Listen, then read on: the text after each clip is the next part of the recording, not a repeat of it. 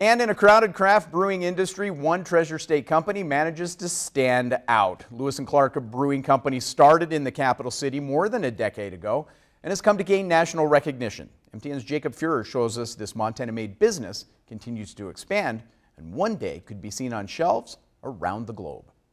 When you first start to mash in, and that's where you're taking the malted barley and you've ground it up, and now you're going to mix it with water in what's called the mash tun or the lauter tun.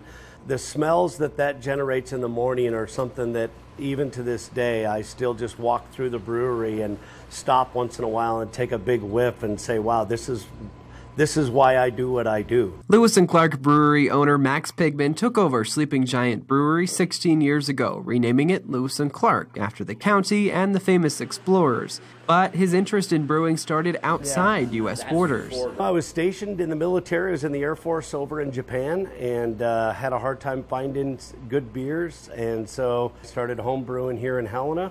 And that's where it all came from. What started at home has grown into a sprawling factory with state-of-the-art equipment pumping out some of Lewis & Clark's most popular brews like Miner's Gold and Prickly Pear Pale Ale.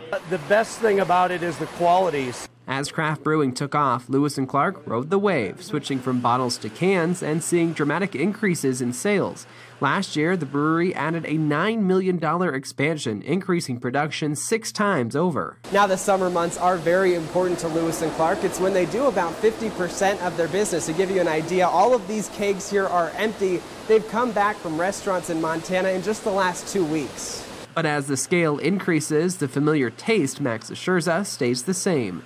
The brewery took home multiple awards recently at a competition in Denver. 3 of the medaling beers were made in the expanded brewery. The beer that we're putting out at this point really has the quality that the judges are saying, hey, this is really good beer. What makes it so special? Pigman points to Montana's amber waves of grain. Being able to utilize some of the best malted barley in the world, which is grown just north of us, up in the Golden Triangle, and malted just north of us, up just above Great Falls there, is a huge advantage. Pigman finds other ways to draw in customers in what's becoming a crowded craft brewing scene. We've got a plan of bringing out a new seasonal beer about every 6 weeks now. This month, a seasonal pumpkin brew entices customers. Recently, Pigman also allowed customers to start buying beer with the digital currency Bitcoin. Anything to keep things fresh, a strategy that's paying off. Here we are, almost 17 years later, and it's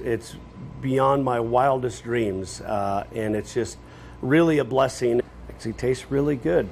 As for what's next for the brewery, well, it might be international. Max says he's already traveled to Japan to talk with some interested clients. Reporting from Helena, Jacob Fuhrer, MTN News.